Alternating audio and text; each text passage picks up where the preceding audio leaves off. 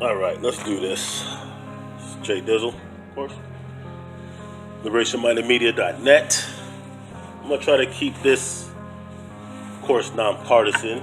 We gotta just talk about the facts. And for the most part, I'm gonna try to leave race out of it, even though it's definitely a factor. Most definitely a factor. All right, so Kavanaugh, Bill Cosby, Me Too. The dangers of such a move, the hypocrisy and the blatant danger that this puts not only the country but women in particular in. So I'm going to break one of my promises because I am going to go in the race. Let's just say this, because this is for my black feminists who celebrated the victory of Bill Cosby. Because I understand as a woman, you feel like there was some type of justice for a woman who claimed to be sexually assaulted. But I would like to say this, and this partly goes into the danger. We have a situation with this, I think her name is Andrea Costan or something. Now this is a woman who claims to be homosexual, yet she also admittedly had a consensual sexual encounter with Bill Cosby before the sexual assault allegedly happened. Now, I'm not saying that you can't have a consensual sexual relationship and then later on be assaulted by the same person. I'm just saying that in most cases, that would almost disqualify any woman, the maid at the hotel would be disqualified for something like that. The teacher at the elementary school, most women would be disqualified once that came out. And then when you call the person after you say you were sexually assaulted 50 plus times, people would look at you suspect with your claims. When you visit the person over a dozen times, people would look at you with a little bit less credibility. When you accept gifts, expensive clothes, help in your career, $3.5 million. When you accept a gift to pay for your schooling, and when you wait 14 years, all these things would lead to the discredibility or people not believing you as much. And then you turn around and have a man put in prison for the rest of his life. When the sworn deposition given to the police is different than what was said in trial. You see, the problem is, what this does is it gives less credibility to women who have a lot stronger cases and claims of sexual abuse when this happens. Because as this happens with this Me Too, as more women come out with claims that are, for lack of better words, lack a lot of credibility, because they're coming out against rich men. They're coming out years later. They're coming out after they've actually benefited from the relationship, and then when it goes sour, then they come out. See, this is a danger for women who may have a lot more credible claims and who didn't wait decades and who didn't benefit financially and don't even wish to benefit financially. So when black women are celebrating the Me Too, or when women in general are celebrating some of these Me Too victories, just keep in mind at the same time, we have a president who has over 15 sexual misconduct or sexual abuse allegations against him.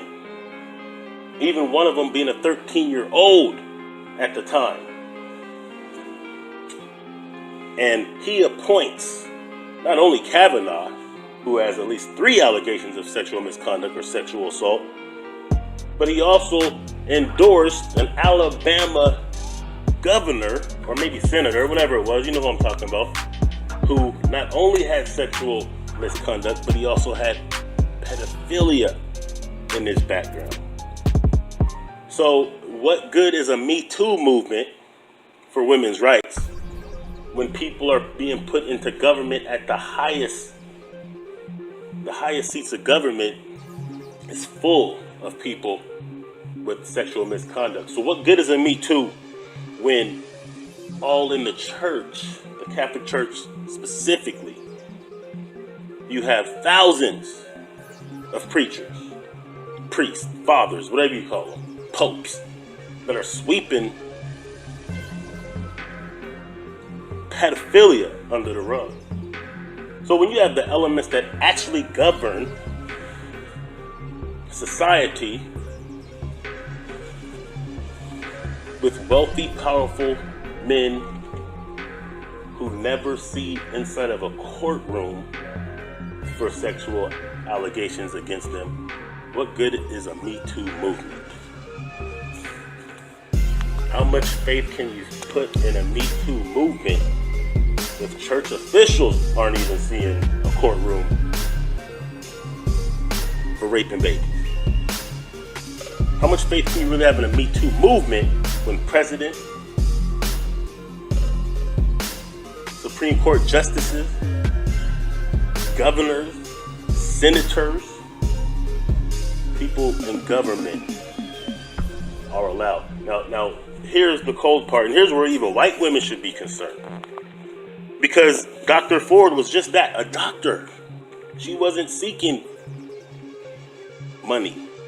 She was just telling a story. Matter of fact, her story only came out because she told her therapist in 2012, way before Kavanaugh was nominated as a Supreme Court justice. So it wasn't political. What makes it more fugazi is this same Kavanaugh guy. You know, he made that statement, revenge on behalf of the Clintons. Well, the reason he said that is because he was going for the impeachment of President Clinton.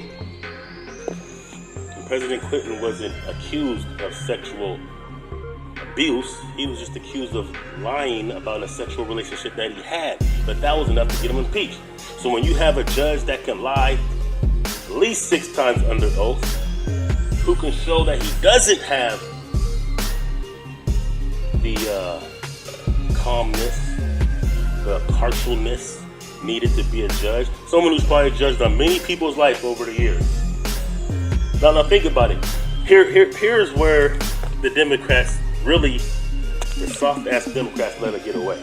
See, they kept allowing this to be judged on the same standards as a legal courtroom or a criminal case rather than a job interview.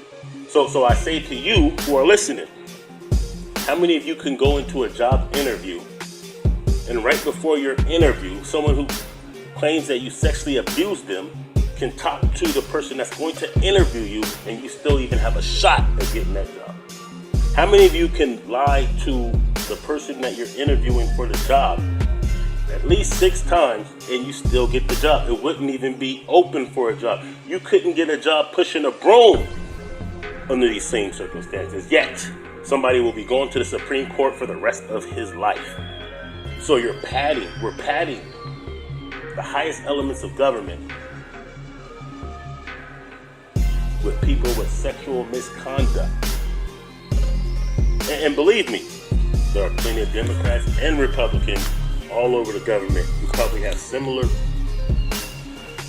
things, even if they're not sexual misconduct, lying, stealing, all kinds of shenanigans in their background. But it's okay because they're wealthy and they're powerful. See, for regular people who have to work 9 to 5, who have to clip coupons, who have to pump their own gas, who have to budget their income, who have to take extra hours sometimes, who have to figure out how they're going to handle their child care. See, for regular people like us, we can't have not even an allegation like some of these people because we'll lose our job or we'll lose our freedom. But for them, see, the audacity of us even trying to look into their background, that's what you saw in that Kavanaugh nomination, at that hearing. That's what you saw. The Republicans just straight up, the audacity of the American people, the audacity of this woman even making these claims. So on one hand, they said that they thought she was credible. On one hand, they said they even believed she was sexually abused. They gave her that. However, the person who she's claiming sexually abused her, no, it couldn't have been him. Then they handicapped the FBI probe. You see, some things you can get away with depending on how powerful and wealthy you are and the complexion of your skin. And it doesn't even matter who. I mean, the fact that a doctor, someone with a pristine background, very educated, very well spoken, very credible even, the fact that she couldn't get justice means that, God forbid, a woman of any color that doesn't have her stature. She is most likely Republican. She grew up in that same environment as the Kavanaugh. But that didn't matter. So imagine a poor black woman or middle class working, blue collar working white woman trying to accuse someone of power and influence of raping them. They're not going to be heard. Maybe if it's a black man. So as we allow these things to happen, and as people just idly sit back and watch the boob tube and not speak on it, and not demand more from their elected officials, continue to elect these officials, continue to practice partisanism more so than what's in their best interest, this is what we're going to see. This is what we have been seeing, and we're going to see more, and it's going to get worse. It will get worse. And this is what I said about the Me Too movement. The Me Too movement is a joke. Because the Me Too movement can't save you more than your own elected officials. The Me Too movement is ushering in women that don't have that much credibility. So what that's going to do, as a man, I can tell you, a lot of times, especially if it's somebody who's a hero like a Bill Cosby, I didn't believe Bill Cosby could have done anything wrong until about 20 women came out. Right or wrong, I'm not saying that's right, but I'm saying that is how men feel, especially when somebody who they love or respect or idolize or see as an icon is accused of something. We don't want to believe it. Men don't want to believe it because we feel like we'll be vulnerable of these same type of attacks. So when we allow situations that lack credibility, and we allow those only in certain circumstances to get justice, then it means that when a woman has a way more solid case, she's not likely to get the same justice, because it's like the cry wolf thing. After a while, it's like, yeah, right, we're not believing none of it because we saw it. We saw what happened to Morgan Freeman, how they tried to railroad him even though it didn't work. But yet we see all these other people, the Bill O'Reillys, not in the courtroom. Harvey Weinstein's not in the jail cell. Louis C.K. is back doing comedy. You know what I'm saying? So if this is what we're going to allow, this is what we're going to get, and this is what they're going to give us, then we're setting precedents that some people can rape, that some women's have more value depending on who they're accusing. That's fine if you're wealthy. That's fine if the person who raped you isn't wealthy and powerful. But I don't see the Me Too movement getting behind these people these children, now adults, who are telling you that the preacher raped them. I don't see them getting behind Jane Doe. I don't see them getting behind. And now I understand why women won't come out. Because they get mocked. The president mocked the woman. And not just mocked her, but he was incorrect in what he was implying. These are the kind of things that you should really think about. I think the Me Too movement is a farce. I think the fact that Kavanaugh is actually, and I knew it would happen anyway. You see, one thing about being black in America is you don't really expect justice after a while. You really don't. You expect those who are used to getting away with doing whatever they want, you expect that to be the order of the day. And these are the things that people like me will fight against on social media, fight against in the streets all the time. And we don't get the backing from people unless they look like us, because people like me understand this is bullshit and this is what happens. But now, the whole world is seeing this. So now a decision has to be made. Are you going to stay on the sideline? Are you going to stay partisan? Are you going to stay racially loyal, even though in the end it will come back to haunt you the same way? It can come back to haunt your niece, your cousin, your sister, your daughter, your mother, your friend in the same way. So think about that. Truth Gospel, LiberationMindedMedia.net. Leave your comments, say what you say, favorite the show, share it, do what you do. Let me hear your opinion.